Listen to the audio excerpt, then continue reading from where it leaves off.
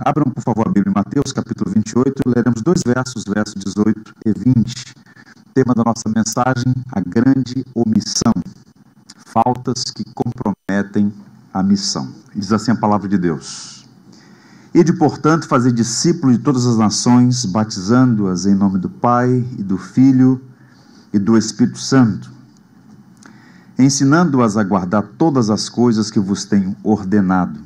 E eis que estou convosco todos os dias até a consumação dos séculos.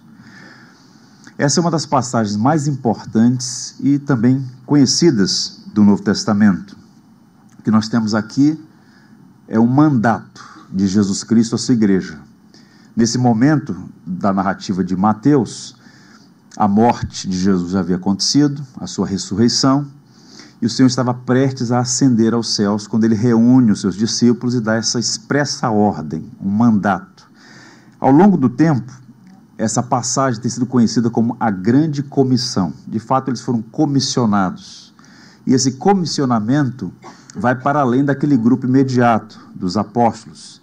Ele se estende para todas as igrejas, em todas as partes e épocas da história. E é uma passagem muito instrutiva porque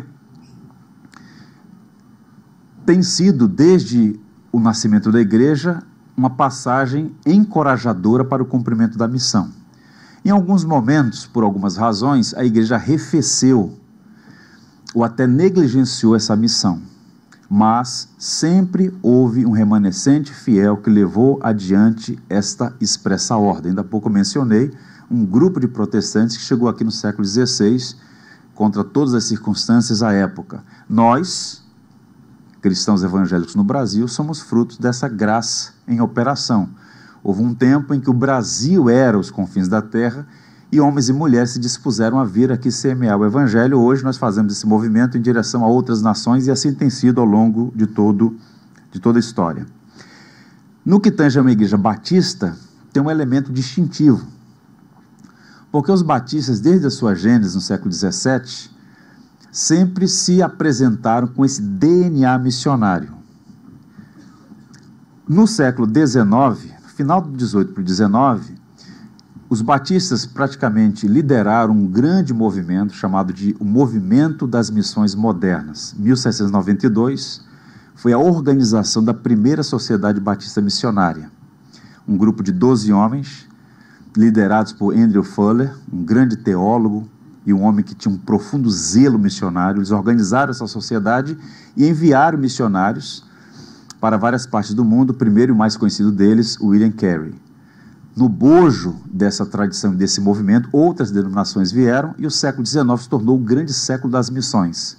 Missionários saíram da Inglaterra, da Escócia, para várias regiões da Ásia, da África, da Oceania, das Américas. Então foi um grande movimento. E pela primeira vez na história, o cristianismo se torna uma religião global. Século XX, a fé cristã, praticamente, daquele grão de mostarda pequeno, se tornou uma grande árvore frondosa em todas as partes do mundo. Pois bem, eu cresci numa igreja batista, tive a oportunidade de pregar, inclusive, na última quarta-feira, uma igreja organizada em 1901, uma igreja muito antiga, expressiva, no interior da Bahia, e nós experimentamos um fenômeno muito curioso ali na década de 90. Entre 1990 e 2000, portanto, num período de 10 anos, a igreja enviou mais de 100 pessoas para os campos missionários.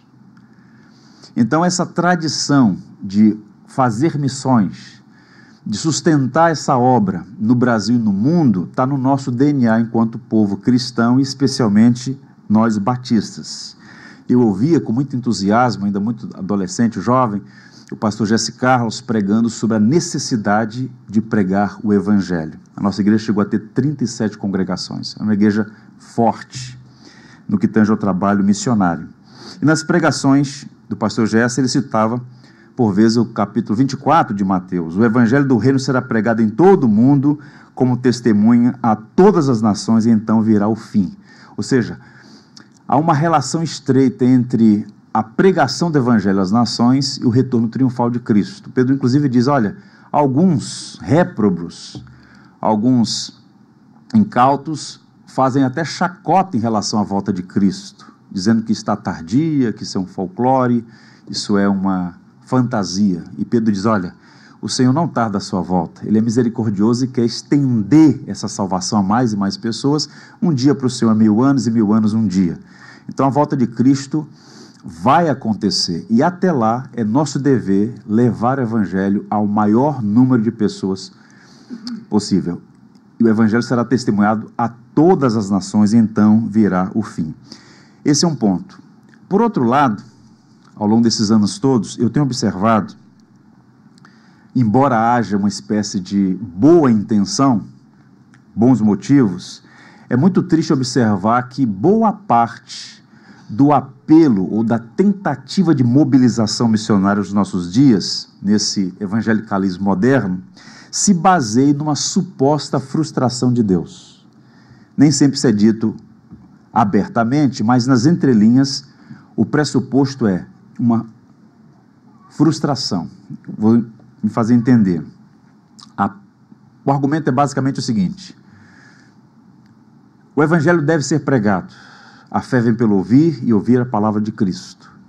Então alguém se posta num púlpito como esse, diante de um grupo de cristãos, e diz, olha, nós precisamos pregar o Evangelho, pouca coisa está sendo feita, e se nós não fizermos, as pessoas vão perecer, e Deus está frustrado, porque poderia ter mais coisas acontecendo, e a igreja está inerte diante desse desafio do mandato da grande comissão.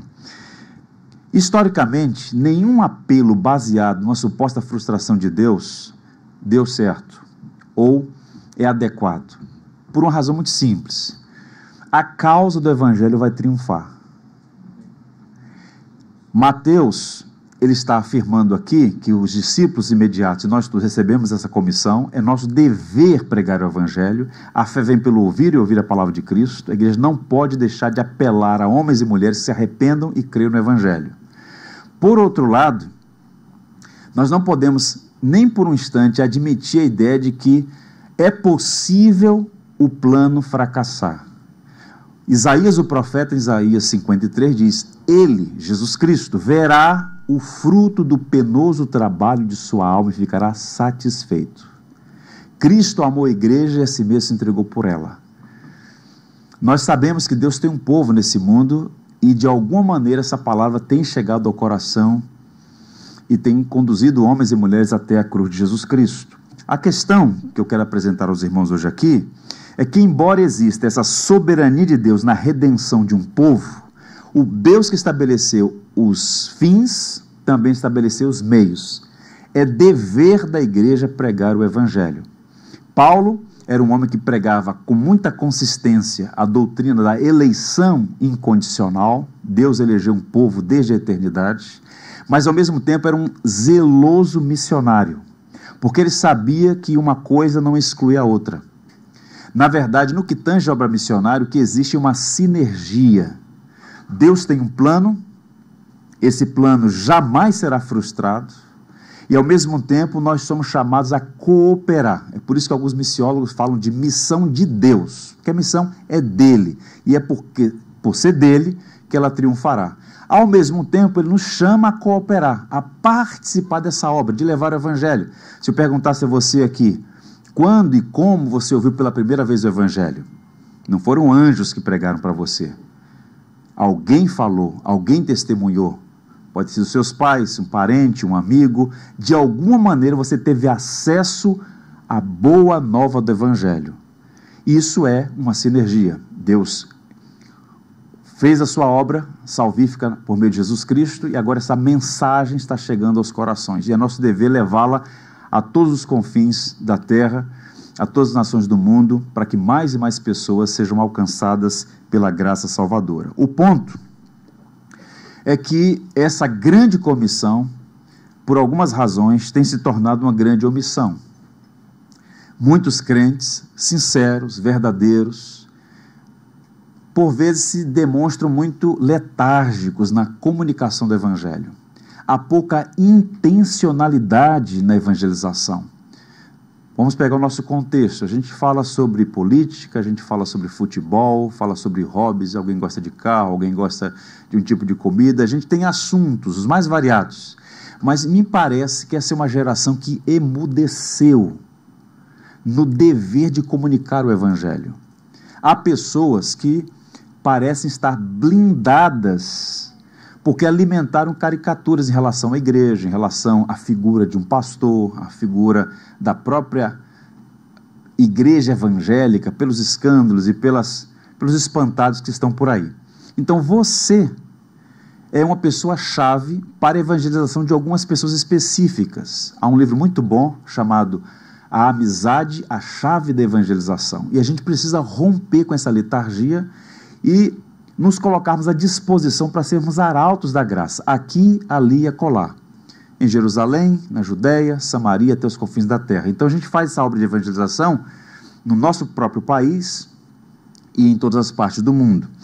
Para nos ajudar a entender isso, o professor, pastor John Piper, no livro extraordinário, Alegrem-se os Povos, ele diz assim: o triunfo de Deus nunca esteve em questão, e sim a nossa participação no processo, ou a nossa perda incalculável.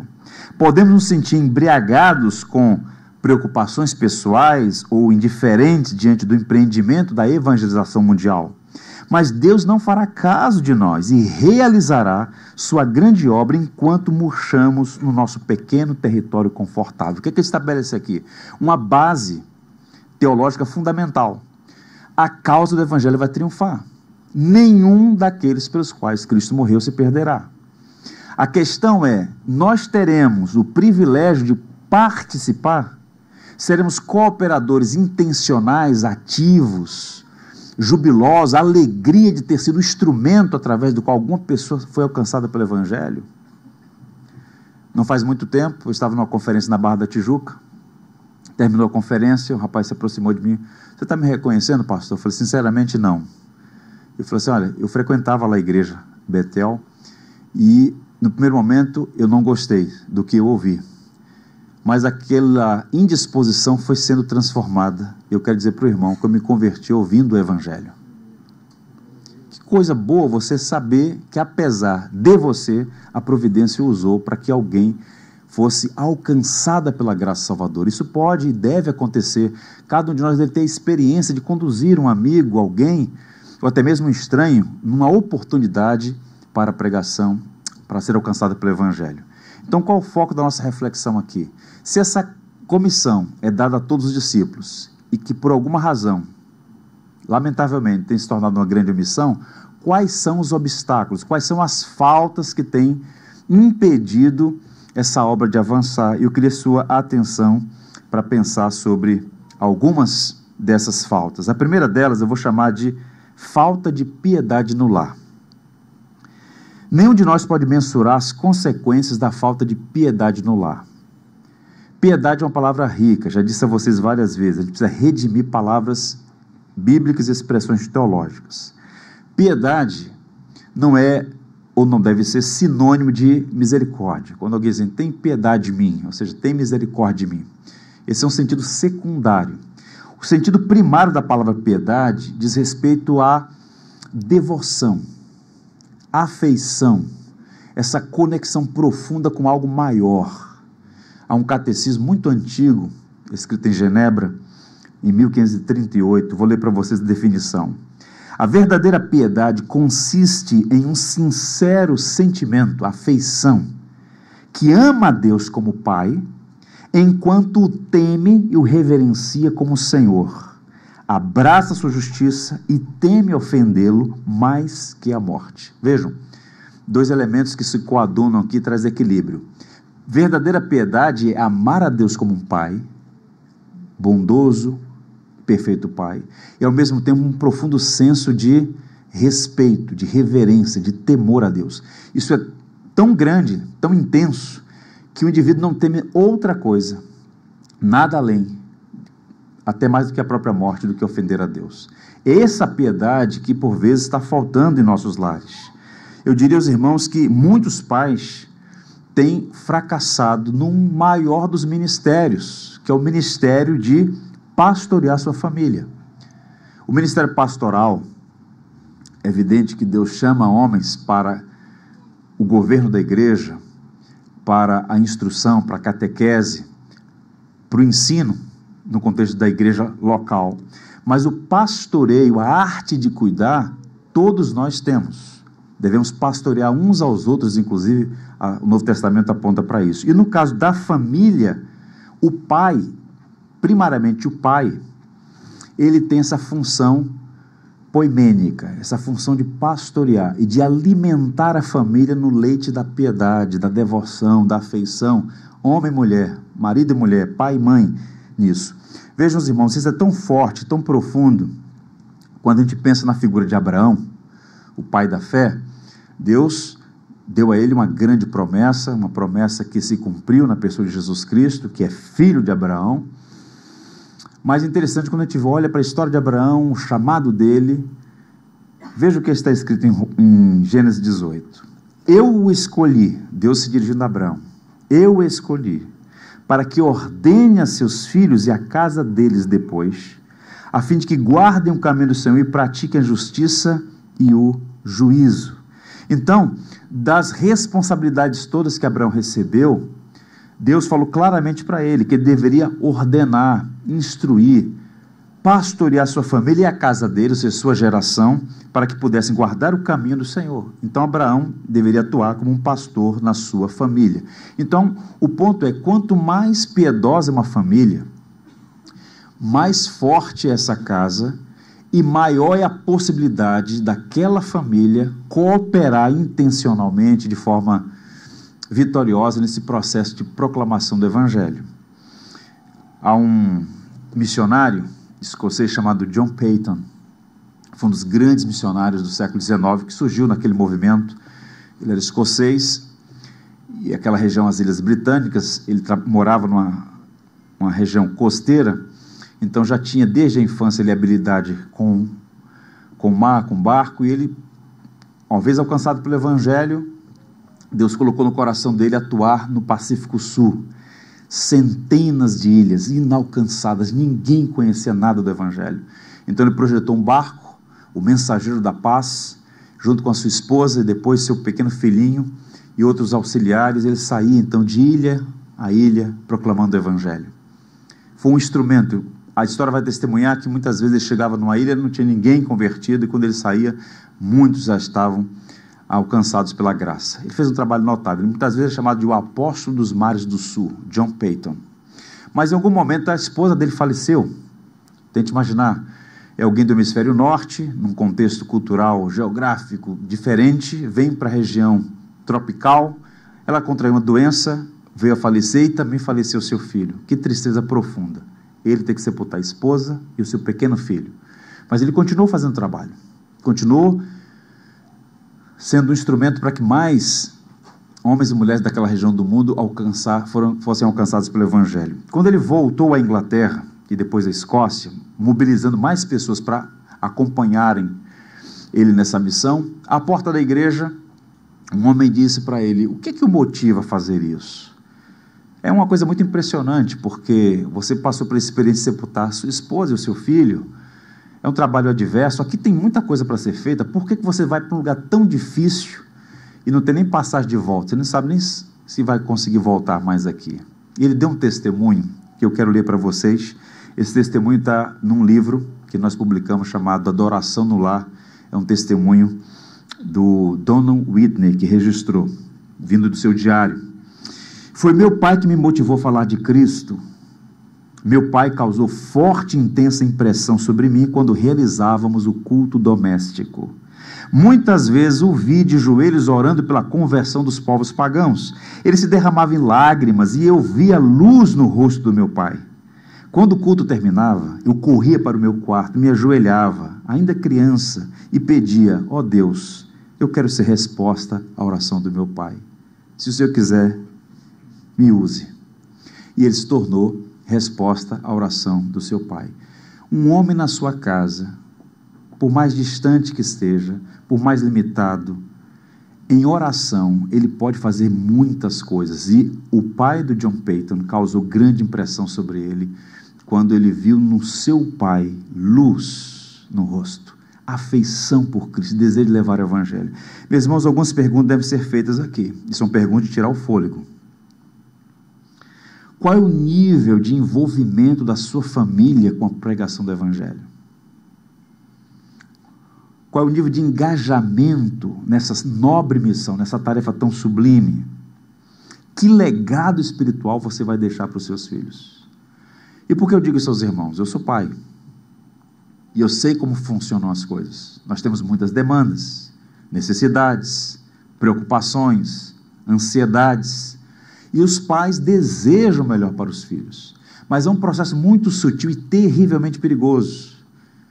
O perigo é adubar os nossos filhos com falsos referenciais de significação. Isso acontece inadvertidamente.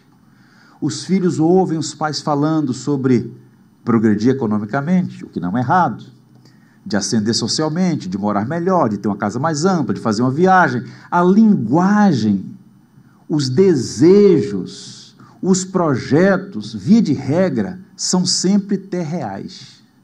Nunca tem uma dimensão com uma desembocadura para a eternidade. Se o seu filho, se a sua filha não aprender com você a desejar algo maior, mais superior, mais sublime, vai ficar difícil. Isso tem muitas implicações. Nós não podemos ter uma igreja forte evangelisticamente, uma igreja forte do ponto de vista missionário, se as famílias não estiverem engajadas. Então perceba, uma coisa não exclui a outra. Você pode e deve preparar os seus filhos para um mundo cada vez mais competitivo, difícil. Esse é um tempo adverso. Mas você não pode deixar, você não pode perder de vista que é preciso, sobretudo, cultivar no coração dos filhos piedade pelo Senhor, devoção pelo Senhor e um profundo desejo de discernir os propósitos de Deus. A missão de Deus. O primeiro missionário presbiteriano que veio para o Brasil, Simonton, ele era filho de um deputado e médico dos Estados Unidos. O pai dele faleceu e ele agora estava preocupado, porque Deus já havia convertido o coração dele, ele já estava no seminário, seu desejo era vir para o Brasil. Como é que ele vai falar isso para a mãe dele? Filho único, século XIX, passagem de ida, não sabe se volta, e de fato ele não voltou. E então ele vai procurar sua mãe, a Martha Simonton, e diz: mãe, há muito tempo eu estou com o coração apreensivo, mas chegou a hora de falar. Deus colocou no meu coração ir para o Brasil como missionário, mas eu estou com o coração apertado porque eu não queria deixá-la. E a mãe dele deu uma palavra muito sábia: meu filho, não há lugar melhor no mundo do que está fazendo a vontade de Deus. Eu te abençoo. Se não nos encontrarmos mais nesta vida, nos encontraremos com seu Pai na eternidade.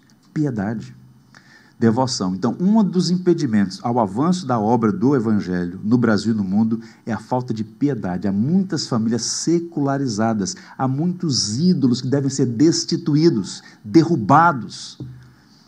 Coisas boas têm um potencial de serem nocivas à medida que elas desviam a gente do que é mais importante.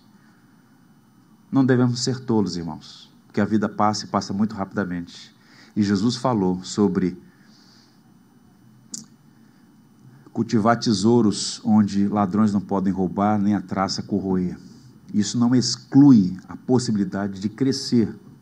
Volto a dizer, mas a gente precisa repensar essas questões para o bem da nossa família e afirmar como Josué: eu e minha casa serviremos ao Senhor. Que Deus abençoe os nossos filhos e eles sejam santos em seus desejos e projetos, e que nunca se desviem do que é mais nobre e mais sublime, que é fazer a vontade de Deus. Outra falta que é impeditivo e que atrapalha, inibe esse avanço, a falta de compaixão pelos perdidos. Certa vez, no norte da África, perguntaram a Agostinho, o grande bispo de Hipona. Agostinho escreveu um tratado belíssimo sobre o verdadeiro amor, uma obra que serviu de base para Jonathan Edwards falar sobre a caridade e seus frutos, um negócio extraordinário. Então Agostinho devotou muito tempo pensando sobre o amor e Deus, o Deus Trino, como fonte de amor.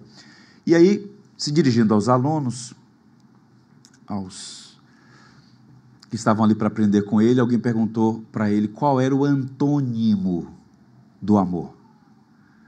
E o interlocutor estava pressupondo que ele diria ódio. E Agostinho então escreve um texto belíssimo sobre o contrário do amor, o antônimo do amor. Ele diz: olha, não é o ódio. Quem não ama, não odeia necessariamente. O contrário do amor é a indiferença. E qual o ponto aqui? Muitos de nós, se fizermos uma análise honesta, vamos perceber que em algum grau, em algum momento, existe uma indiferença em relação aos pagãos, uma indiferença em relação ao não convertido, ao não crente. Tente imaginar comigo, nós não estamos falando de brincadeira de criança. Se uma pessoa não está em Cristo, ela está perdida. E se ela morrer sem o Evangelho, estará irremediavelmente por toda a eternidade perdida. Isso deve causar profundo sentimento no nosso coração. O que é o amor? O amor é uma ação, é uma decisão. O que estiver ao meu alcance, eu farei para que essa pessoa conheça as boas novas do Evangelho. Indiferença é uma coisa inadequada, para dizer o mínimo, a um cristão em relação aos perdidos. Você pega o ministério de Jesus Cristo, o que é que o movia? A compaixão. Que esse amor volitivo, esse amor intencional, ele atravessava o lago, voltava, andava, buscava as pessoas, essa misericórdia levada às últimas consequências, e nós precisamos também ter isso presente em nossa vida. E algumas perguntas também devem ser feitas. Quem aqui se preocupa com a salvação dos perdidos? Aquele colega do trabalho, aquele parente, aquele vizinho? Como é que se dá isso no nosso coração? Quantos aqui sabem o que é chorar pelos que perecem? Quais são os esforços que temos feito em relação à pregação do Evangelho? Há um livro chamado A Cruz de Hitler, de Edwin Lutzer. É um livreto, talvez aí, menos de 200 páginas, mas que livro provocativo, que livro capaz de mexer com o nosso coração. Em algum momento desse livro, ele conta a história de um cristão na Alemanha. Eu escrevi um artigo baseado nessa informação chamado Abafando os Gritos com os Hinos. Eu vou ler para vocês o testemunho de um cristão na Alemanha, que já estava nos Estados Unidos, no período pós-guerra, e que deu um testemunho sobre aquele contexto. Eu vivi na Alemanha durante o Holocausto. Eu me considero cristão. Ouvíamos histórias sobre o que estava acontecendo com os judeus, mas tentávamos nos manter à parte. Afinal, o que alguém poderia fazer para parar aquilo? Uma linha ferroviária passava atrás da nossa pequena igreja. Todos os domingos pela manhã, podíamos ouvir ao longe o apito do trem e a seguir o barulho das rodas sobre os trilhos. Ficávamos transtornados quando ouvíamos os gritos que vinham dos trens, quando estes passavam próximo à nossa igreja. Percebíamos que naqueles vagões, judeus estavam sendo carregados como se fossem gado. Semana após semana, ouvíamos o apito do trem e tínhamos pavor de ouvir o som das rodas, porque sabíamos que quando ouvíamos o som dos gritos, eram judeus indo para os campos de extermínio, e aqueles gritos nos atormentavam. Sabíamos a hora em que o trem viria, e quando ouvíamos o zumbido, começávamos a cantar hinos, isso mesmo. No momento em que o trem passava, através da igreja, já estávamos cantando com toda a força. Se ouvíssemos os gritos, cantávamos mais alto para não escutá-los. Os anos se passaram e ninguém mais falou sobre isso, porém ainda ouço o apito daquele trem em meus sonhos. Deus nos perdoe, perdoe a todos aqueles que nos dizíamos cristãos e não fizemos nada para interferir. Hitler está morto e condenado, o nazismo sepultado. Agora vejam, há muitos trens lotados de pessoas sendo levadas para a morte todos os dias, numa profunda ignorância em relação ao projeto de Deus, aos planos de Deus, mortas em seus delitos e pecados. E nós não podemos abafar o grito desses perdidos com aquilo que é bom, mas que pode servir de entretenimento e descumprimento da missão. Nós precisamos abrir o nosso coração e lutar contra a indiferença. O profeta Joel, falando sobre a indiferença do povo de Israel em relação às nações, convertei-vos a mim de todo o vosso coração, isso com jejum, choro e pranto. E uma marca de um coração quebrantado, que não é indiferente, é o quebrantamento, as lágrimas da graça, como dizia Antônio Vieira, e de fato lágrimas são sinais da graça. Então a gente precisa pedir ao Deus: Senhor, não permita que eu seja indiferente. É evidente que nós somos fracos, limitados, temos as nossas nódoas, mas nós precisamos entender isso e lutar contra essas questões e pedir ao Senhor que enche o nosso coração de compaixão pelos perdidos. Olha o que Paulo diz. Paulo é um grande exemplo para nós. Volto a dizer, Paulo pregava doutrinas altaneiras, doutrinas gigantes da nossa fé, algumas delas difíceis de compreensão. Ele tinha convicções inamovíveis, mas ao mesmo tempo seu coração era zeloso pela causa evangelística. Ele amava profundamente o seu povo, os judeus, e ele sofria uma dupla tristeza, por vê-los perdidos, não discernindo que Jesus é, de fato, o cumprimento da promessa, é o Messias, o Cristo de Deus, e ao mesmo tempo Paulo sofria a tristeza de ser acusado de blasfemo, de traidor, de alguém que estava fazendo uma perversão da religião verdadeira.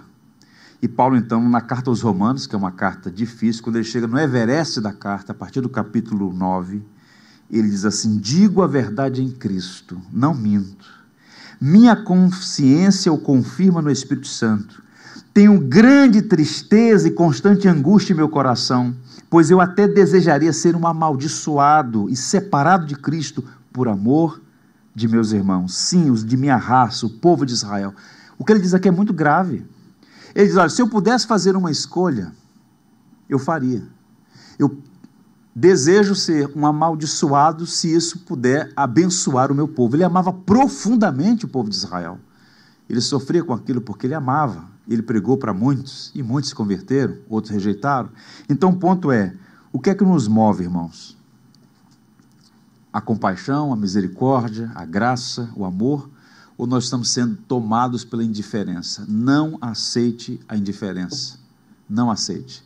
E num país como o nosso, um país marcado por tanta violência, essa indiferença pode ser vista, por exemplo, em relação aos números de mortos. O Brasil já chegou a bater mais de 60 mil homicídios por ano. Nenhum país em guerra hoje morre 60 mil pessoas por ano, número de assassinato, de homicídio. Então a gente ouve falar: fulano morreu, um assassinato ali, uma chacina colar, aquilo não toca mais, fica insensíveis.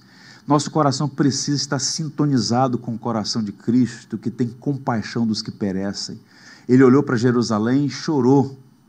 Jerusalém, Jerusalém, quantas vezes eu quis te abrigar como uma galinha junto aos seus pintinhos e vocês permanecerem endurecidos.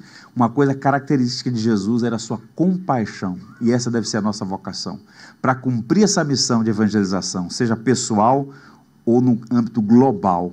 É preciso que haja amor pelos perdidos, compaixão, o mesmo sentimento que houve em Jesus Cristo.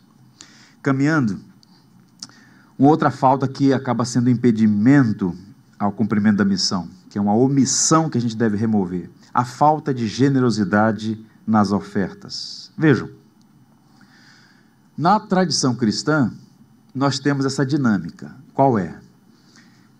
Fazer concomitantemente o trabalho aqui e acolá.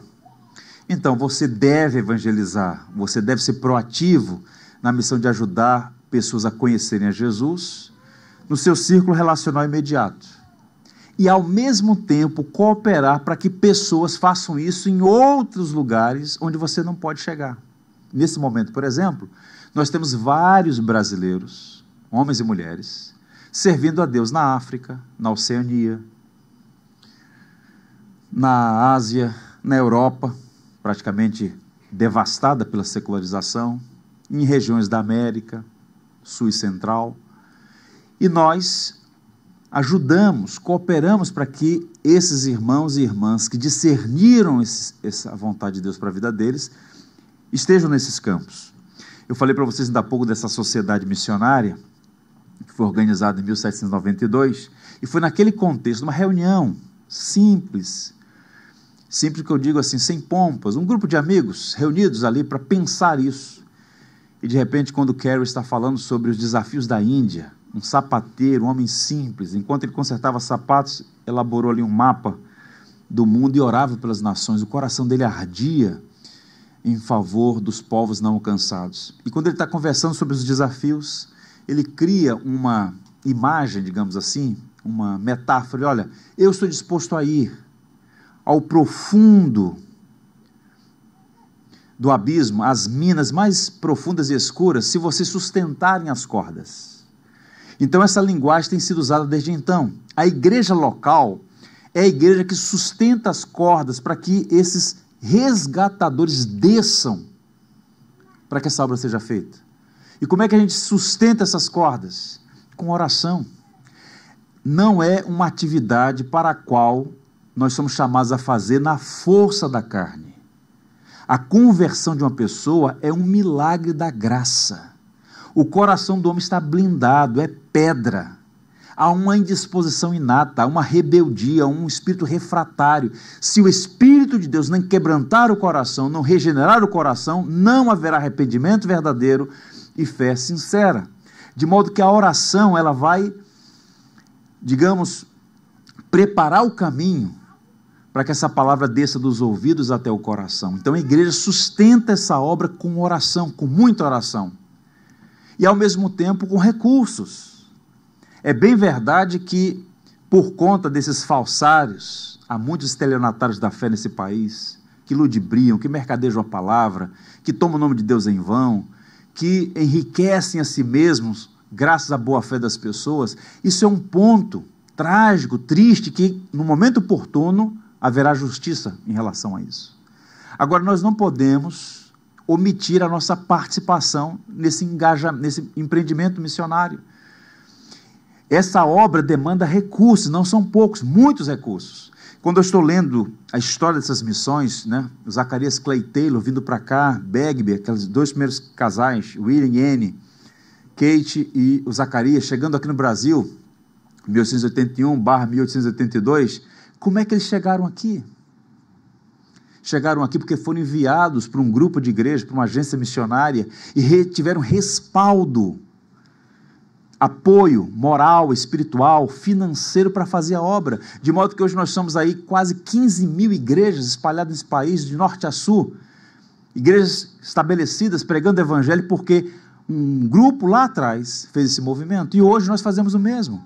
Muitas igrejas estão sendo plantadas no Brasil e no mundo, porque os batistas brasileiros e outras denominações estão fazendo esse trabalho de sustentar as cordas, oração e contribuição financeira.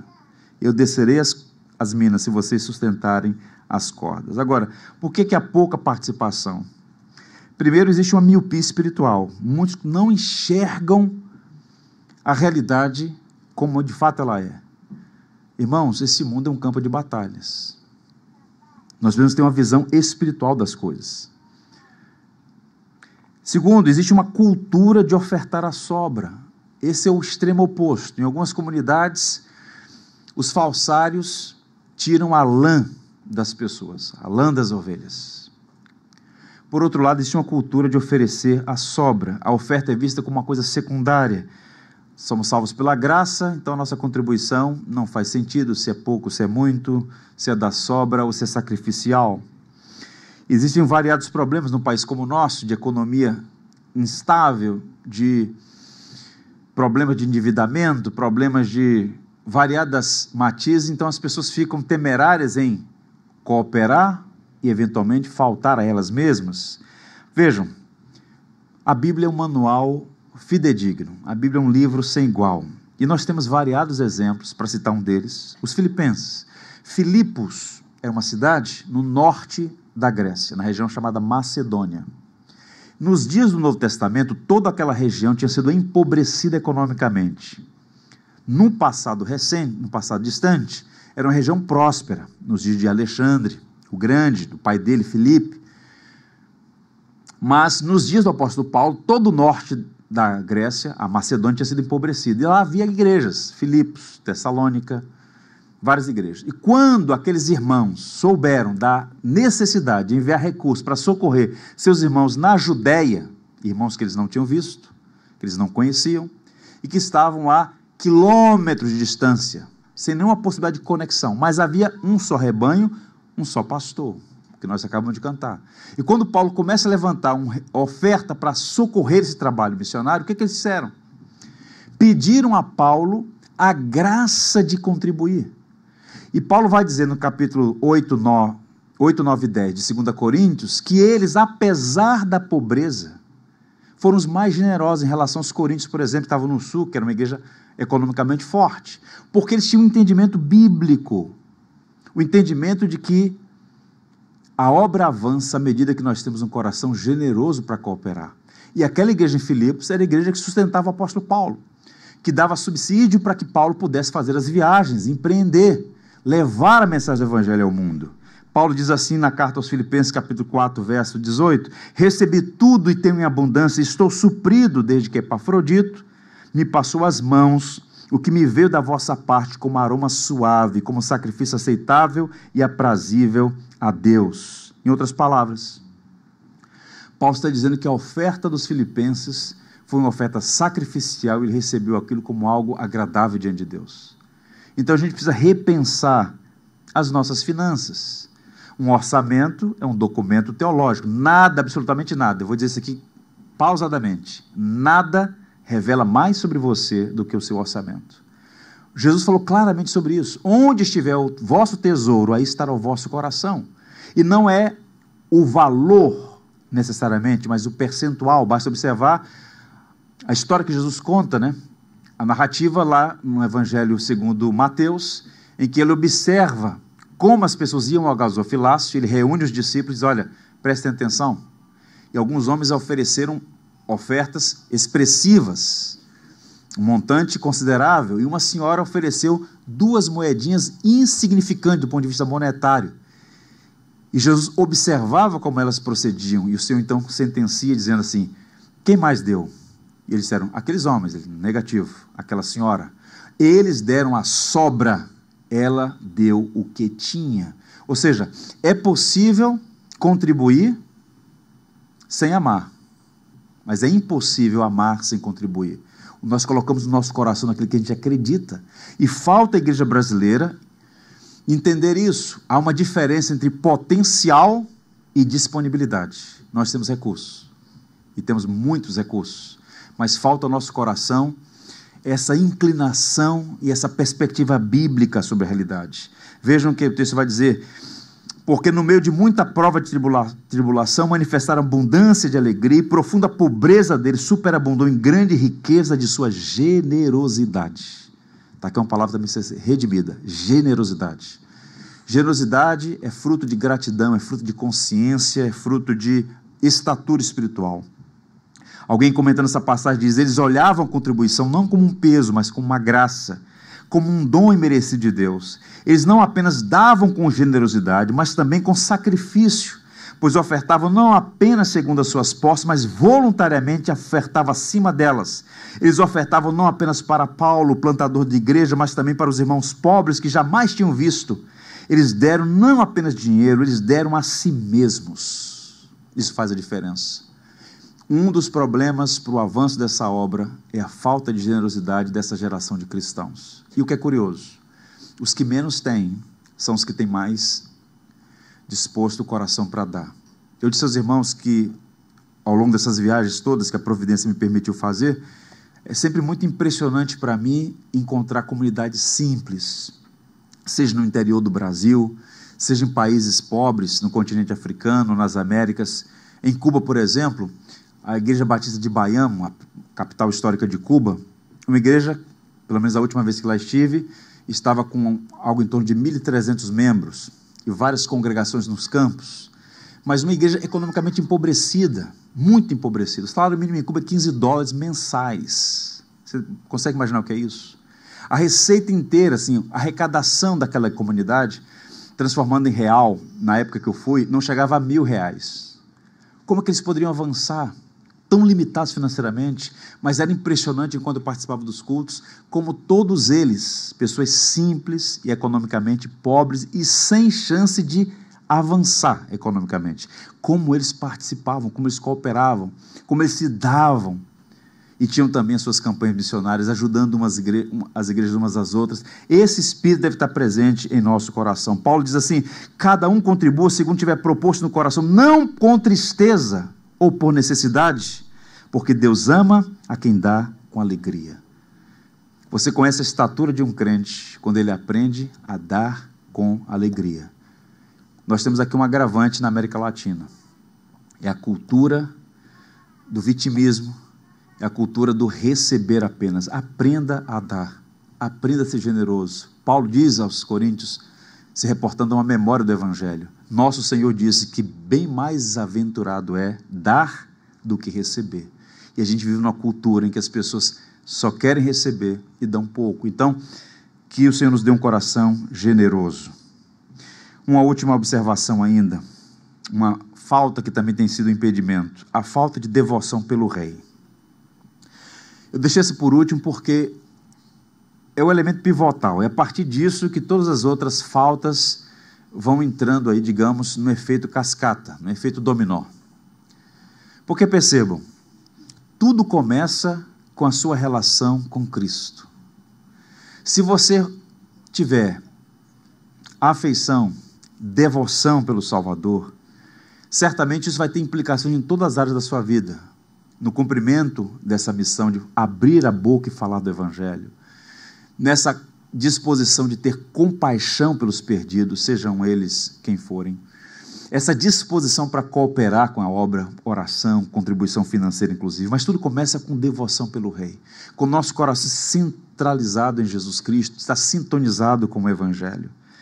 Um autor chamado Andrew Murray escreveu um livro muito bom sobre o assunto. Ele trabalhou na África do Sul por muito tempo, e ele disse assim: quando buscamos saber por que tantos milhões de cristãos, o verdadeiro exército de Deus, que está enfrentando os exércitos da escuridão, é tão pequeno, a única resposta é a falta de coração e entusiasmo.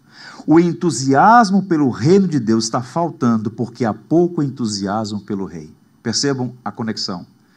Esse entusiasmo com a obra evangelística, com a obra missionária, pelo reino, tem conexão com a afeição pelo rei. Quanto mais devoto você for ao Senhor Jesus Cristo, mais disponível você será para servi-lo em todas as áreas da sua vida. Então falta à nossa geração mais afeição pelo rei. Eu assisti muito recentemente uma série sobre o período dos czares, o último czar, Alexandre Nicolau II,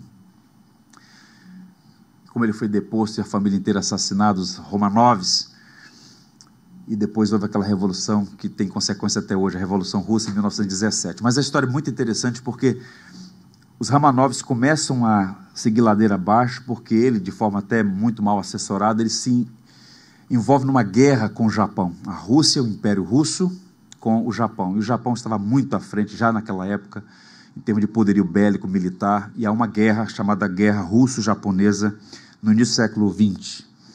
E os russos perderam a guerra, e mais à frente o Nicolau perdeu o trono, e a Rússia deixou de ser uma monarquia para ser, não sabemos até hoje o que ela é. Vamos orar. Mas há uma história de um homem chamado Wilson Sarli, que ele comenta, há muitos livros sobre aquele período, livros muito instrutivos, com várias contribuições para ampliar nosso entendimento sobre essa questão geopolítica, como isso afeta as nações, inclusive a maneira como os soldados enfrentavam uns aos outros e os motivos pelos quais estavam naquilo.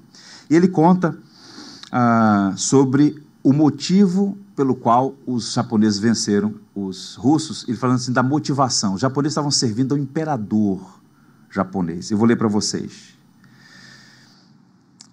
Ele reúne um grupo e fala que é preciso atravessar o campo, cortar a cerca elétrica para que as tropas da infantaria avancem. E então o comandante abre a chamada assim: esta é uma chamada de morte. Vocês não vão levar fuzis, apenas tesouras. É possível que quando estiverem removendo os obstáculos, a metralhadora do inimigo os destrua. Mas tenham a certeza de que os exércitos japoneses passarão por cima de seus cadáveres rumo à vitória. E então o comandante diz: todos aqueles que amam o seu imperador e querem ver o Japão vencer essa batalha, deem um passo à frente. Para sua surpresa, todos os soldados deram um passo à frente. Todos eles amavam o imperador e queriam ver o Japão vencer a guerra. E ele então conclui, Dr. Will Sarli: Se vocês cristãos amassem a Jesus Cristo como amamos o nosso imperador, há muito que teríamos ganhado o mundo para ele. Ele está dizendo o seguinte: o que falta a essa geração de cristãos é essa profunda afeição e devoção por Cristo. Ou seja, aqueles homens deram a vida por imperador, deram a vida pela pátria. E nós cristãos, o que fazemos em favor do reino? Então o ponto é, a falta de entusiasmo pelo reino é um sinal de falta de amor pelo rei. Eu quero encorajar os irmãos e as irmãs, nós todos, a pensar sobre isso. Porque o que está em jogo aqui não é simplesmente plantar mais uma igreja, não é simplesmente aumentar o número da membresia. O que está em jogo aqui, irmãos, é a vida de pessoas na eternidade. Eu estou convencido de que a morte de Cristo é eficaz e Ele pagou pelos pecados de um povo e esse povo será salvo. A causa do Evangelho vai triunfar. Ao mesmo tempo, nós não podemos ser omissos quanto ao nosso dever de anunciar o Evangelho de nosso Senhor Jesus Cristo. O apóstolo Paulo, para falar aqui mais um exemplo final, quando ele faz a sua última viagem missionária, quando ele chega no porto de Antioquia da Síria, na costa do Mediterrâneo, ele desembarca ali e vai fazer o caminho a pé até Jerusalém. E um grupo diz: olha, você não vai, não siga o caminho, porque ao que tudo indica você vai ser preso. Inclusive uma profecia de Ágabo falando sobre isso, e Paulo dá uma resposta muito interessante. É uma resposta que até nos constrange. As pessoas começam a chorar, porque percebem que Paulo está indo para uma situação de alto risco, e a Jerusalém naquele contexto de perseguição, e Paulo diz assim: que fazer chorando e quebrantando meu coração? Por que vocês estão chorando? Eu estou triste por ver essa situação. E aí ele faz uma afirmação: eu estou pronto, não só para ser preso, mas até para morrer em Jerusalém, pelo nome do Senhor Jesus Cristo. O apóstolo Paulo tinha um mote: viver é Cristo, morrer é lucro. A vida dele ele não tinha como preciosa, ele queria cumprir a missão. Então ele viu um grupo de pessoas chorando por ele, não, eu estou pronto, não apenas para ser preso, mas para morrer pela causa do Evangelho. Esse entusiasmo pelo reino era um sinal da devoção de Paulo pelo reino, pelo rei. Então eu quero encorajar você a pensar sobre essas questões. E eu oro para que essa igreja mantenha-se firme nos seus princípios fundacionais, desde que quando começamos. 31 de março de 1966, uma igreja missionária, plantando igrejas no Brasil e no mundo, investindo na causa do reino, formando novos obreiros, para que a causa do Evangelho possa avançar. Eu digo a vocês que a única esperança para este mundo é o Evangelho. Vocês me permitem compartilhar uma experiência pessoal?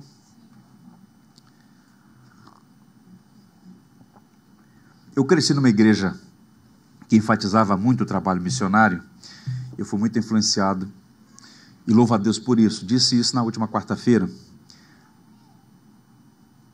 E em algum momento, o alvo de um adolescente era completar 18 anos para seguir para o campo missionário. E quando eu completei 18 anos, 3 dias depois eu viajei para um projeto missionário no Nordeste do Brasil e por lá fiquei. 27 anos depois eu encontrei o pastor que me recebeu. Eu fui pregar na Convenção Batista do Maranhão e revi o pastor Aristóteles Nunes. Ele falou: rapaz, como o tempo passa, como foi boa aquela experiência. Mas bem, fiquei por lá, depois vim ao Rio de Janeiro, porque soube que havia um projeto aqui no Santa Marta, e me dispus a vir. Eu tinha apenas 18 anos, no final daquele ano, 1996. E fui trabalhar ali. Fiquei por 2 anos trabalhando no Santa Marta. Depois eu soube que havia uma congregação aqui do Jardim Botânico e meus laços com a igreja começaram a ser construídos naquele período. Pois bem, mas houve uma experiência muito forte para mim quando eu já estava trabalhando através da igreja Jardim Botânico, junto com o pastor Valdeci na Santa Marta, e nós estávamos construindo um prédio que lá está, um prédio muito bem estruturado, com 3 pavimentos, que serve à comunidade e à igreja. E de repente uma senhora pediu para que eu fosse visitá-la. Ela morava no alto do morro, uma casa muito pobre, muito limitada, e eu fui. Eu tinha uma boa relação com os filhos dela, todos pequenos, é uma senhora viúva, ela tinha 5 filhos, e 2 deles eram bem próximos ao nosso trabalho da missão ali. E quando eu entrei naquele barraco, muito miserável, madeira, chão batido, muito limitado, eu vi 4 crianças ao lado da sua mãe, aquela senhora com um olhar de desesperança, aquelas crianças chorando, temerosas, e ela falou, ela me chamava assim, ô Jude, ela pegou um papel e falou assim, isso aqui é tudo que restou dele. Ela me mostrou, irmãos, um pedaço de camisa chamuscado. O filho mais velho dela, que já era um homem, na verdade, se envolveu com crime organizado, foi preso por uma outra facção, ele foi assassinado no Complexo São Carlos, aqui no centro do Rio, e ela, com muito custo, com a operação da polícia, conseguiu chegar lá, e tudo que ela conseguiu do seu filho foi um pedaço da sua camisa. Ele foi morto e assassinado, queimado. Quando eu vi aquela cena, eu tinha 19 anos, eu vi aquilo ali, aquela família, aquela situação, eu falei, meu Deus, só o Evangelho pode mudar esse quadro. O Estado não podia fazer mais nada por aquela família. Ninguém, exceto o Evangelho. Eu sentei com eles, os abracei, as crianças choravam, compartilhei o Evangelho, e tivemos uma boa relação, frequentaram a igreja por muito tempo, depois se mudaram para outra região do Brasil. Mas qual o ponto? Quando eu saí daquela casa, no alto do morro, eu sentei numa escadaria, olhando Botafogo, e falei, meu Deus, eu quero dedicar todos os dias da minha vida para ser um agente de esperança, para anunciar Jesus Cristo, a nossa única esperança na vida e na morte. Eu digo aos irmãos, ao longo de todos esses anos, vale a pena. Não desperdice a sua vida com frivolidades. Não desperdice a sua vida com alvos inúteis. Não cultive ídolos. Você recebeu uma missão nobre, a missão de ser um arauto da graça. Não seja omisso e irresponsável. Como pastor dessa igreja, pela graça de Deus, eu quero encorajá-los para que todos nós juntos possamos ser agentes da esperança, agentes da graça, agentes do Evangelho neste mundo, seja no Santa Marta ou em qualquer lugar desse planeta. Que o Senhor nos abençoe e nos ajude no cumprimento da missão. Amém? Vamos orar? Curve a fronte, vamos falar com Deus.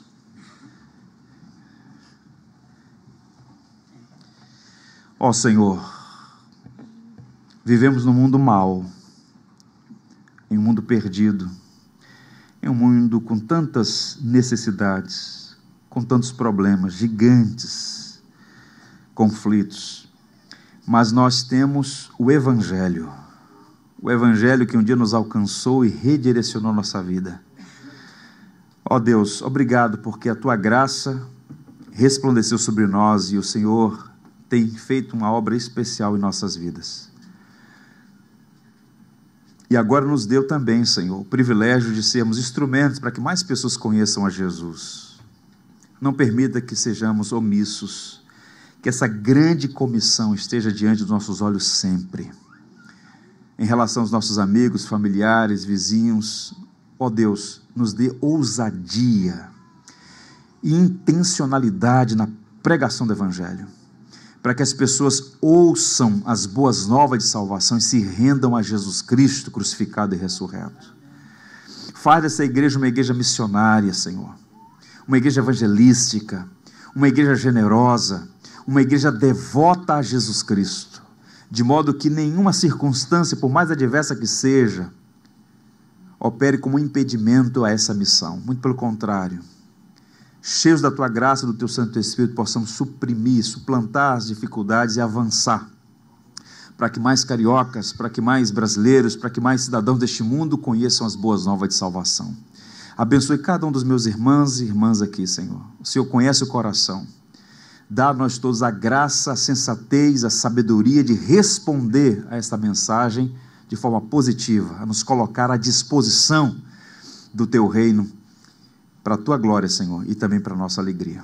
Por Jesus Cristo, nossa esperança. Amém. Vamos ficar em pé, vamos cantar Isaías. Tudo que tens feito, por tudo que vais fazer, por Tuas promessas e tudo que és, eu quero Te agradecer com todo o meu ser. agradeço, meu Senhor, te agradeço, meu Senhor, te agradeço por me libertar e salvar, por ter morrido em meu lugar, te agradeço, Jesus, te agradeço, eu te agradeço, te agradeço por tudo que tens feito, por tudo que vais fazer, por tuas promessas e tudo que és. Eu quero te agradecer com todo o meu ser. E aí? Te agradeço, meu Senhor, te agradeço, meu Senhor, te agradeço por me libertar e salvar, por ter morrido em meu lugar, te agradeço, Jesus, te agradeço,